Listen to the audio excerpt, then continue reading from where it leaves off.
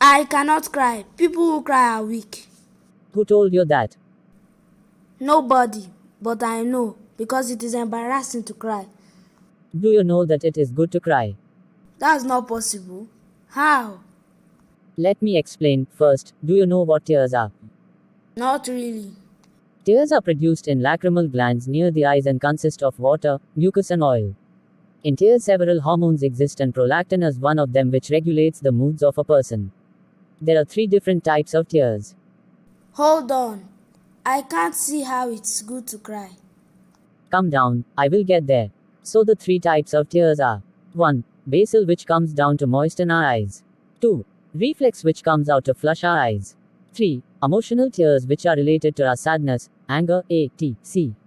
Tears come out because of physical or emotional pain. But people like you think people who cry are weak, but people who cry are healthier than people who don't. Now you see it is good to cry.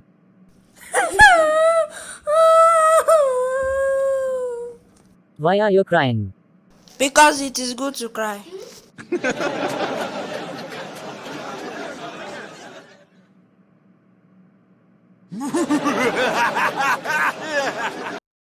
Now for this class, don't forget we are creating unique insoles for men and also for women. I'm going to be using this template. Majorly this kind of sole is for men, so I'm going to be using this my sole as a template for that particular unique insole. So the first thing I'm going to do is I'm going to try to outline the sole. I'm going to cut it out.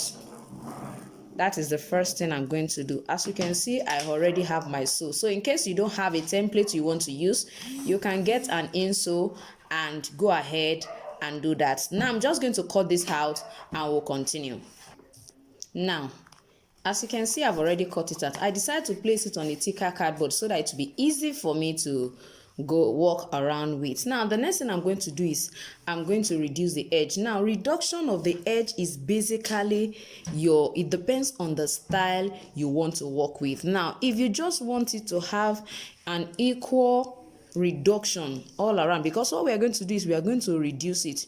If you want to reduce it by 1 centimeter all around, you can decide to reduce it. I've taught us so many ways in which we can do that. For example, this now, all you need to do is place these 2 at the side and just mark 1, move it to the next place, mark the place again, and do that all around it. Then while you join it together after, just to create that. And if you don't want to use that, you can make use of your compass. I also have this my tool that I just got. It's very easy to work with. You can adjust the width. It will create a groove on your pattern. If you want to create it directly on your sole or on your leather, it's your choice, but for me I'm going to just try to first of all create my pattern out. So all I need to do is just to the width here was going to represent what I am reducing my insole into, because I am going to use this as my insole. I just cut that out from my outer sole, which is from here. I'm going to use it.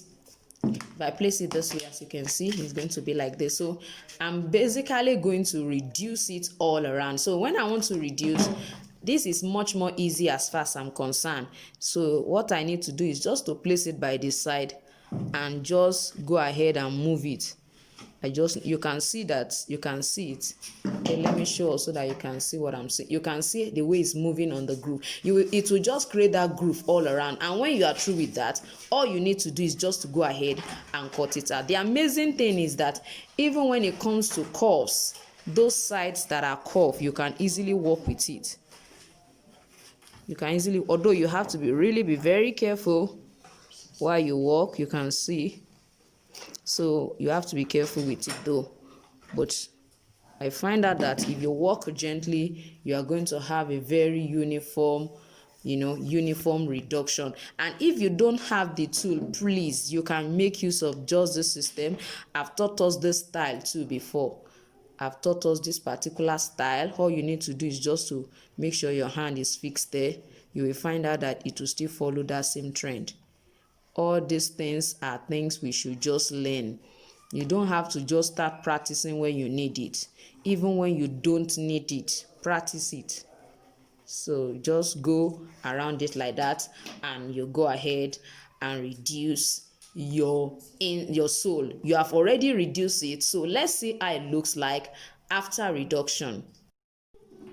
Now, as you can see this, you can see that we have, this is my main sole. I decide to use a smaller one just for us to see.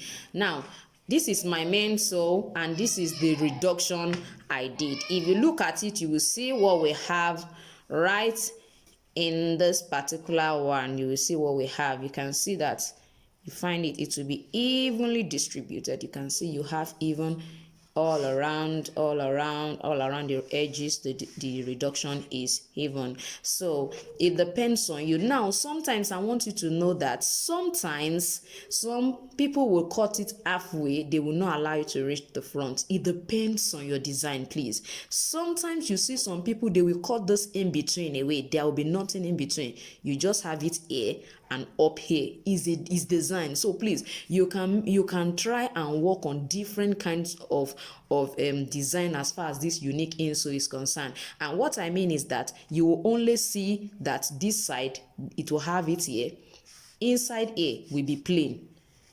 I mean, it will still be the usual insole. Don't forget that from this unique insole, you find out that we have two insoles. It will have its own outer sole, but we are having double, so to say, insole. This is Mako 3. I use Mako 3 for this.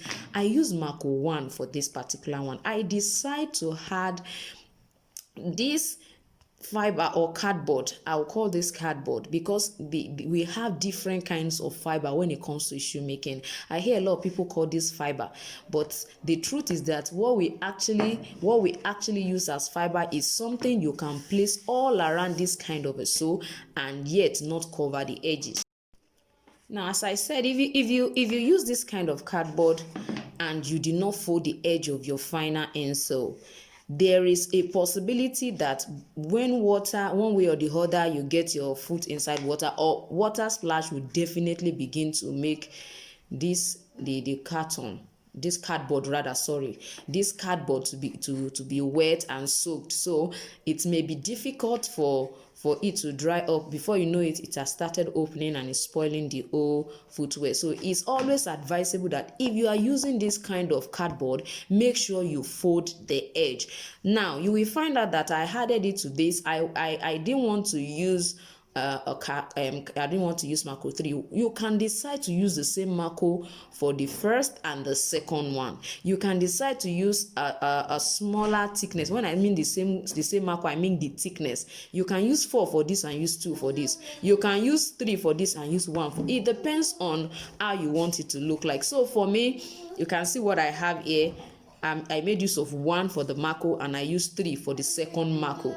Now, this cardboard, I told us the reason why I had to put it here is because I wanted to just reinforce it much more, because over time, by the time they start wearing this, you find out that it will get so flat, and you will start seeing that by the time I will place the leather on it for us to see what I'm talking about. You will find out that by the time it's too flat, they begins to see, there will be spaces in the leather that you put on top of it. So we really need to be very careful with that. That's one of the reasons I decide to add cardboard. You may not add cardboard to yours if you sew it, and if it's for children, you can decide not to add cardboard, because how long would they wear it before it doesn't size them anymore? So I like to always explain, because I want us to understand the reason why I'm doing what I am doing. So what I'm just going to go ahead and do now is, don't forget, after cutting this, I decide to add my cardboard, and then now the next thing is I'm going to attach it with gum, our usual contact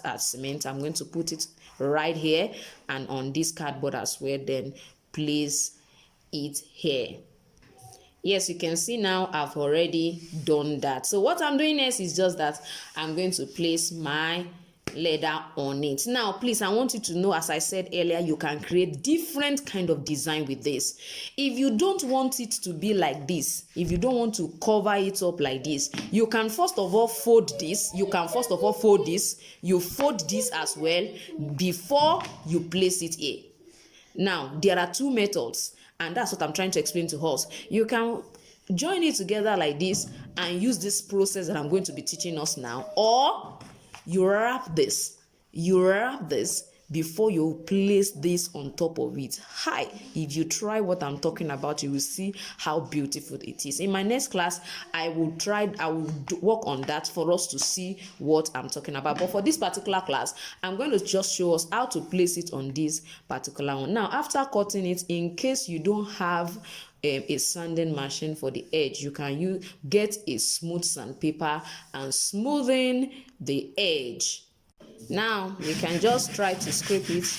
Be careful so that you don't over scrape. I told us about my iron brush, so that my leather can stay perfectly and glue perfectly. That's why I tried to roughen the surface. You have to be careful, because there are some leather that when you are through, whatever you have done to the surface of your marco will be reflecting, and we want a smooth and beautiful look. So I had this particular sandpaper. It's really very fine, so it helped me to smoothen my edge perfectly well. So I'm just going to apply gum on it now and apply on the leather, and I'll show you how I'm going to uniquely place my leather for a perfect look. Now, yes, as you can see, I've applied gum all around the surface. Now, if you are doing this for the first time, I will suggest that you apply gum on the reduced insole first. Place your leather on it and try to then apply gum on the other edges. Allow it to dry before you finally close up the edges. But if you are sure that you will not be making any kind of mistake, you have to, because now that I've applied gum, I have to be careful. Yes, I wouldn't have been able to fix this side before the gum gets, as in before the two of them bonds together. So we really need to be very careful, ensure that it is well placed. So wow,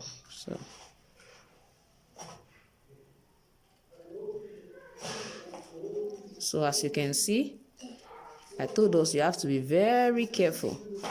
So I'm just going to try and move this way. I'm going to move this way.